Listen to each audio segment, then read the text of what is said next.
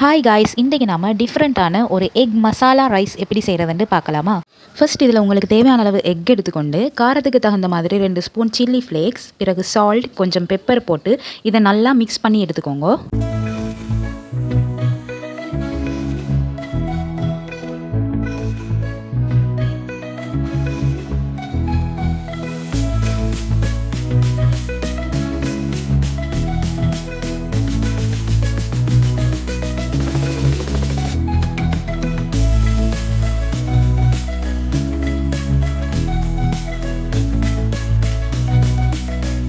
இப்படி மிக்ஸ் பண்ணி எடுத்த எக் மிக்சரை நீங்கள் டபுள் பாயில் மெத்தடில் இந்த மாதிரி பாயில் பண்ணி எடுத்துக்கோங்க. ஒரு மூடி போட்டு பாயில் பண்ணி எடுத்துட்டிங்கன்னா அது நிறைய பொங்காமல் கரெக்டான பதத்தில் வந்துடும்.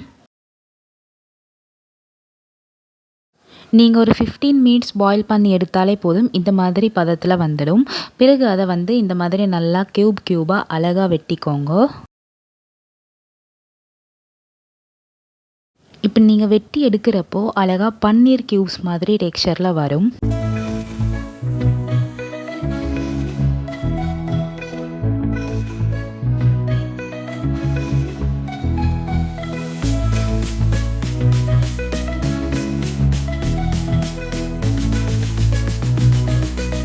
இப்போ இந்த எக் வச்சு எப்படி எக் மசாலா ரைஸ் செய்கிறதுன்னு பார்க்கலாமா? ஃபர்ஸ்ட்டுக்கு ஒரு கடாயில் ஆயில் தேவையான அளவு ஊற்றி அதில் சாப் பண்ணின ஆனியன், கேரட், சில்லி போட்டு நல்லா வதக்கிக்கோங்க.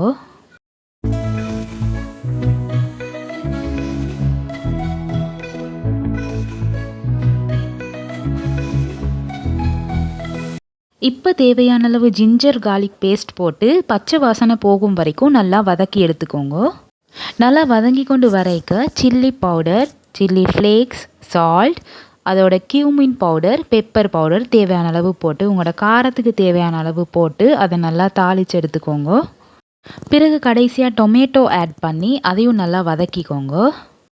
பிறகு இந்த டொமேட்டோ நல்லா வதங்கி கொண்டு வரைக்க நாம் பாயில் பண்ணி கட் பண்ணி வச்சுருக்கிற எக் க்யூப்ஸ் எல்லாம் போட்டு நல்லா தாளித்து எடுத்துக்கோங்க.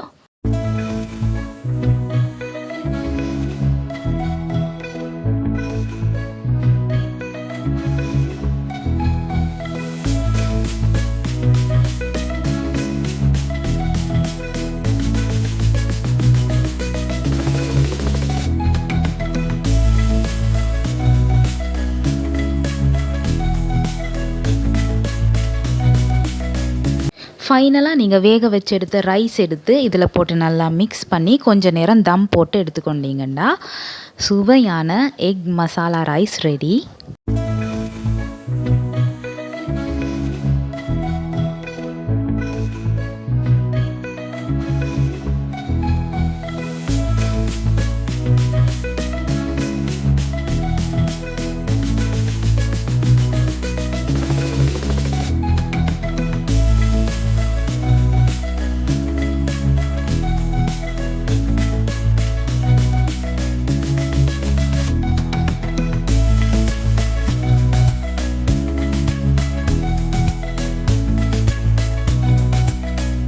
நீங்களும் இதை வீட்டில் ட்ரை பண்ணி பார்த்துட்டு டேஸ்ட் எப்படி இருக்குன்னு எனக்கு கமெண்ட் பண்ணுங்கள் காய்ஸ். Thank you so much. மீண்டும் ஒரு ரெசிபியில் சந்திக்கிறேன். பாய்.